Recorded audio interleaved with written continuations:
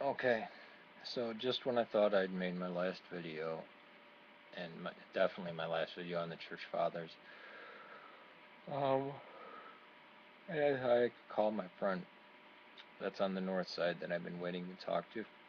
Oh God, I hope I don't throw up on here. Um, sorry, folks. I get something that is just utterly amazing. I almost think this person's kind of in on the joke. Seeing the videos that I made.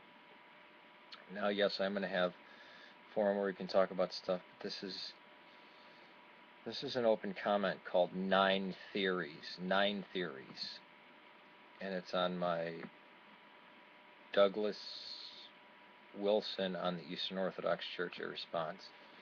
Listen to this one. Oh God, I can't even talk. Oh, oh gosh. I love burping when you feel like you're going to throw up. It's... Okay.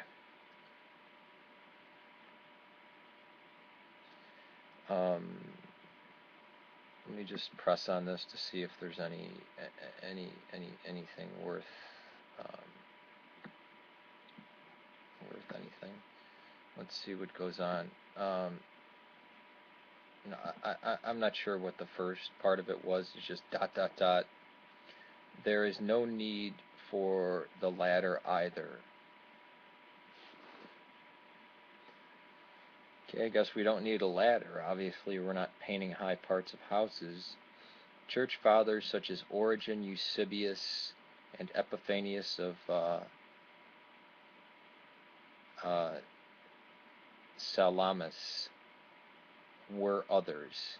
It really wasn't until John of Damascus that icons were okay in church, and that was 600 to 800 something years after Christ.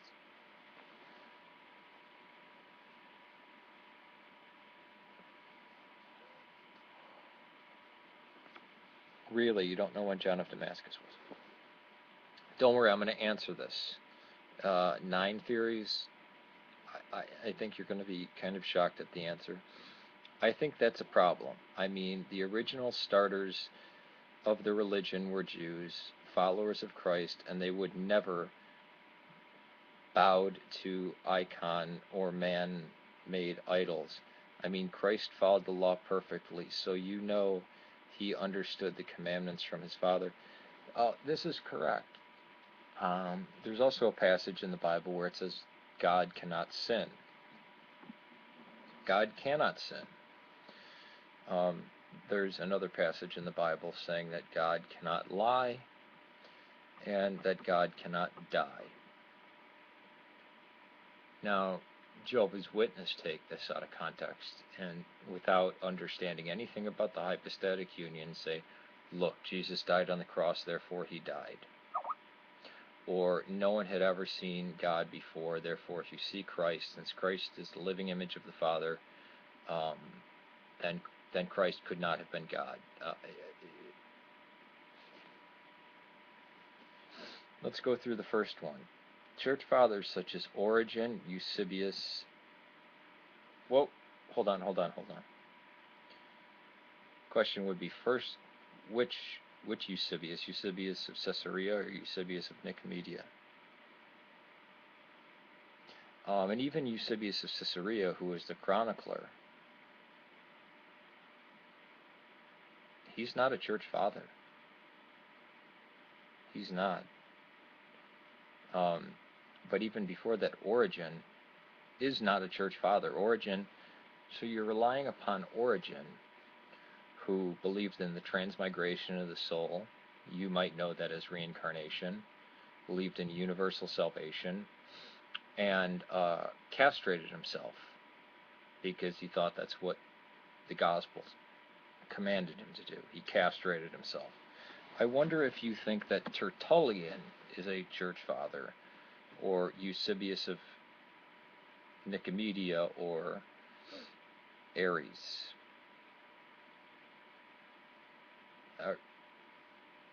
Heck, is Trypho, is he a church father? What about Valentinus and Basilides? um, Epiphanius of Salamis. I always get this word screwed up.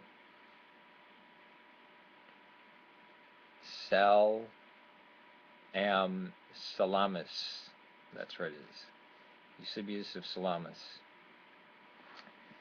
That would be a good piece of evidence had Eusebius not been complaining and bitching that there were all these images of Christ in all these churches, how it gets considered it. Oh, this is terrible. Eusebius, the chronicler, never heard him listed among the church fathers, and this is Eusebius of Caesarea. Actually is, outside that church, they got this statue where there's this penitent woman with her arms out, and she's right before a figure of a man, which is either Christ or the apostles. That's just smacks of idolatry. And Eusebius, it's inside of a church. It's like a pantocrator inside of a church. And he thinks this is just the worst thing. Oh, this thing. So the people around the imperial court are reliable, right? These imperial court people are very reliable, these bishops, right? Who would have called Mary Theotokos, who would have... these people are good witnesses. I mean, these aren't Protestants. And what they're complaining about is the fact that there already are images in churches. That's what they're irritated about. Not to mention that Eusebius is from about 115 to 135 AD, covered in icons. There's a synagogue next to the church in Eusebius, covered in icons. This is why some Calvinists had to rethink their position.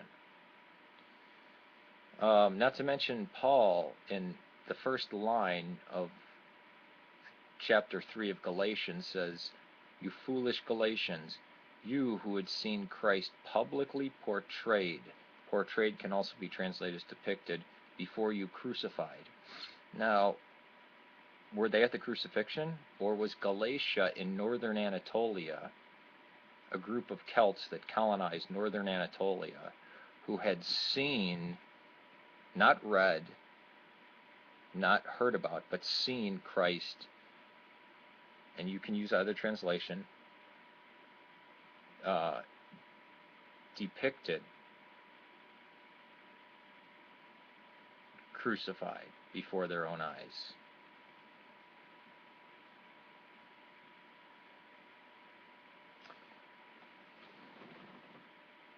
Christ presented before your own eyes is crucified. Let me see if I can. No, I don't have. I don't have something right around here. So they're seeing Christ crucified, even though they're years. It's years later, and they're on the shore of the Black Sea, and they were not at the crucifixion. Publicly portrayed as crucified.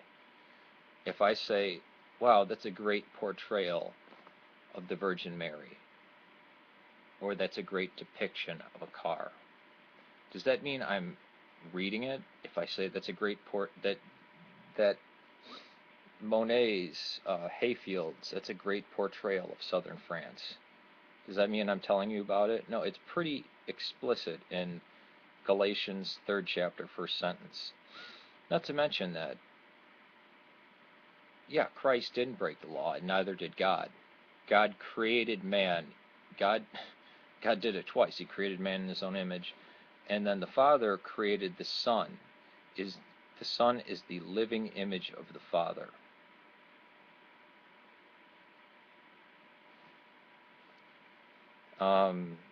Not to mention that Moses forbids killing.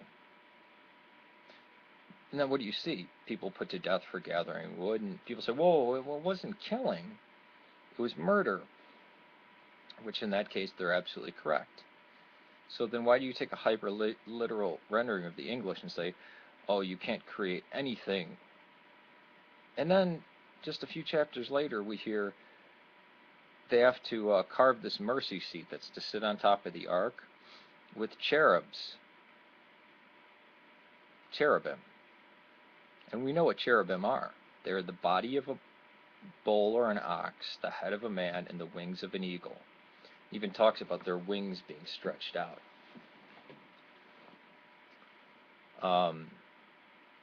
Now you can quote Clement of Alexandria, who lived, how many thousands of years after this supposedly take place, where just to make it seem like spheres. But wings stretched out from a cherubim. Cherubim were almost identical to the Sphinx. Now, not to mention that they were carved, they were graven images, carved images from acacia wood, but they were also molten images because they were overlaid with gold leaf.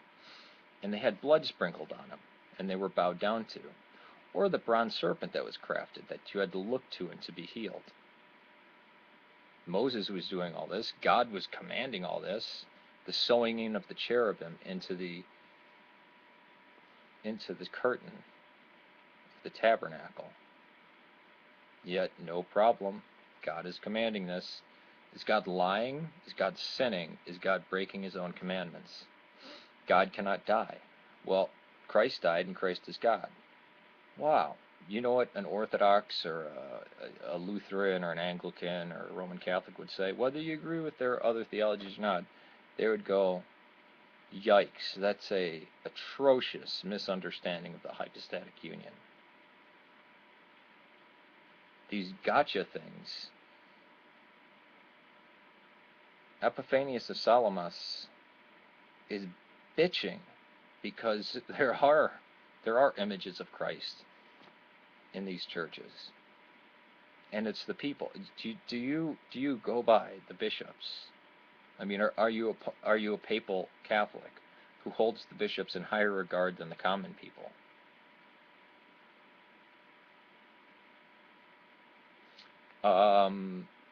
In case you don't know what Dura Europos is, which I can send you a video that my friend did on Dura Europos, not to mention there's also a synagogue there covered in icons, covered in frescoes and images. Also, we have a thing called the catacombs.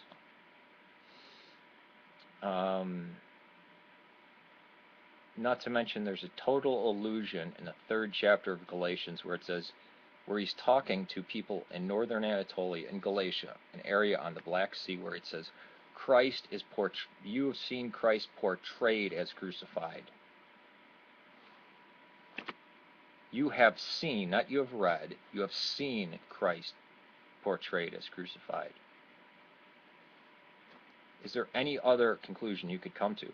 But you use Epiphanius of Salamis, which his point gets destroyed because he's angry because there's so many images in churches.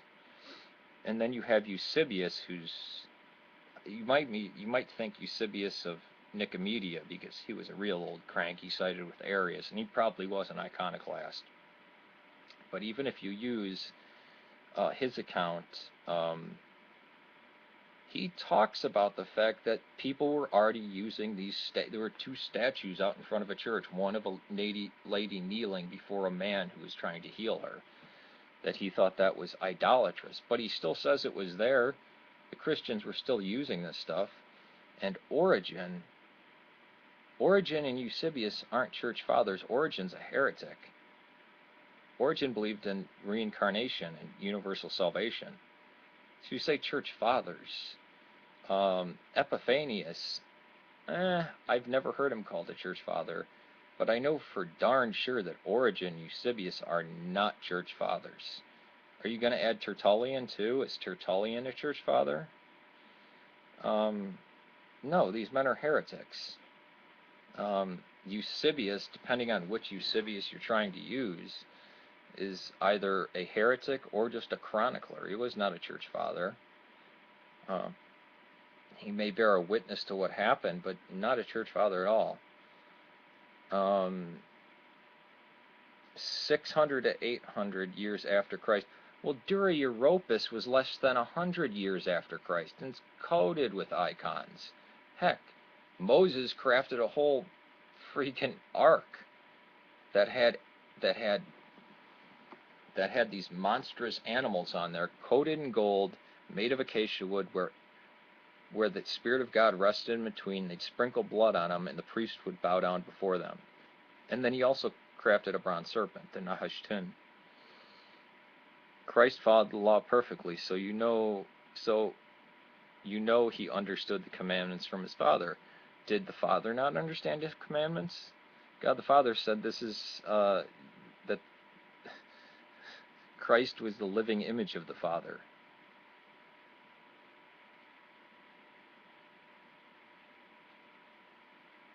And God cannot die. Do you not believe Christ was God?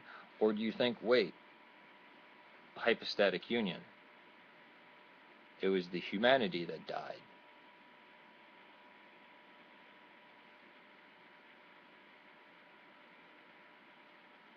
Did God lie when he said no one has seen God?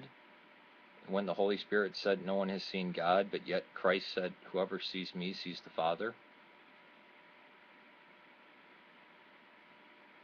Icons and followers, they would never bow to icons or man-made idols. Two different things. Didn't the priests, didn't the Levite and Moshite priests bow before the Ark of the Covenant, which was an acacia wood box covered in gold, and on top of it was the mercy seat, the most sacred part, had cherubim. Look up what a cherubim is. It's the body of a bull, the head of a man, with outstretched wings of an eagle. And not only was it a graven image, it was a molten image, and they sprinkled blood on it, and they were terrified of it. And that's where God's Spirit rested. So if it's images crafted in the worship of the one true God, it never points you to idolatry. All the icons, when I look at the icons of the Theotokos, of the saints, do I say, oh, I'm going to worship them? No, they're all pointing towards Christ. It does nothing but point towards Christ. It actually keeps you from idolatry. Because these are the ones that were sent down by the traditions of the church, and you can look that up in Thessalonians or 2 Timothy or whatever you want, that we are to stand on the traditions of the church and not traditions of the men, that the pillar of faith is the church. They all point towards God. God in Christ. Now, if you were to go out and carve something weird monster out of something and start sacrificing to it, yeah, that would be idolatry. But an icon is not. If you have a picture of your grandmother, she passed away, and you kiss the picture and you say, oh my God, Grandma, I miss you so much, is God going to get very angry at you and say, you're worshiping an idol? Or will God say, oh, the respect he's giving to that picture is the respect that he'd like to give to his grandmother? Or if somebody takes that same picture and wipes their ass with it, and you beat him up, or you get angry and, scream at him, are you screaming at him because it's the picture, or because that photograph represents somebody near and dear to your heart? These arguments have been dispelled for 300 years. But I think the most baffling thing is calling Origen and Eusebius church fathers, or as Epiphanius of Salamis, who's constantly complaining, look, there's images everywhere.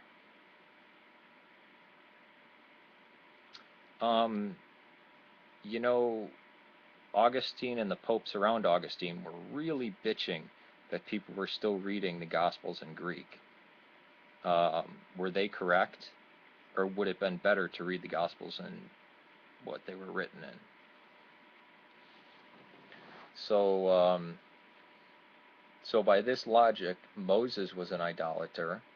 Every single one of the Mushite and Aaronite priests were idolaters.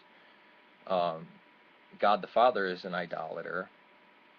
All the people that bowed before Christ to worship him were an idolater. And anybody who visited the temple was an idolater. You have to look at things in context. That's like looking at the King James, thou shalt not kill. Oh, see? Anybody who God then went against his law when he said you could kill? No, because kill isn't the right word. It's actually murder, to kill unjustly. So this whole idea of, well, icons and idols are the same thing. Christ is the image of the living Father. What do you think image means? Image in Greek is ikonos. Christ is the icon of the Father. Did God sin? So, no. 9theories, great question. I'm glad you asked that. I'd love to talk to you more about this. Take it easy. Peace to you. May God save Serbia and Syria.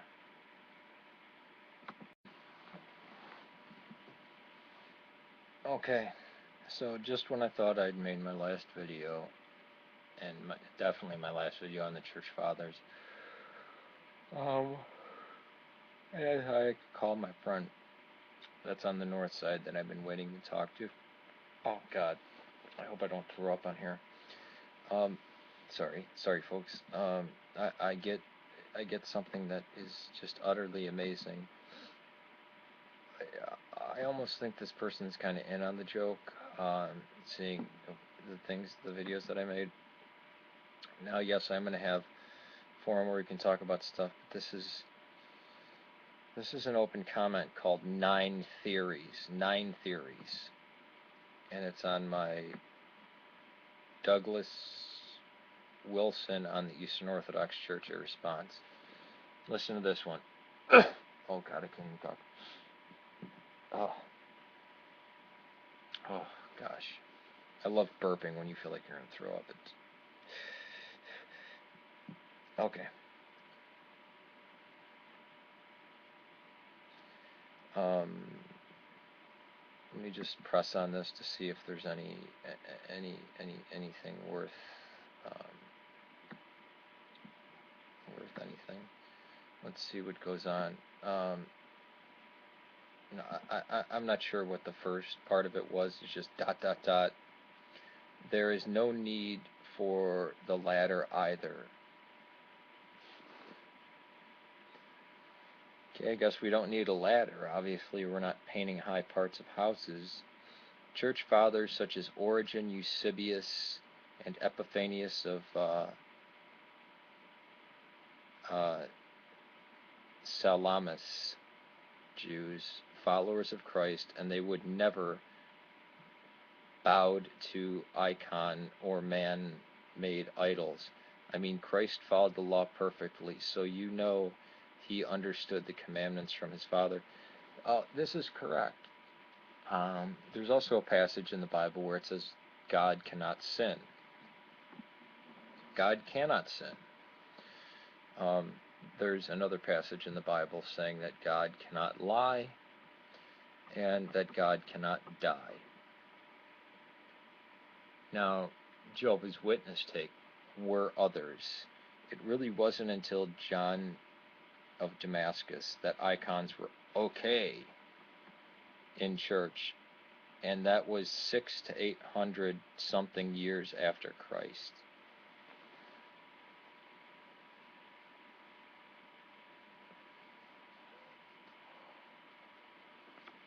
Really, you don't know when John of Damascus was?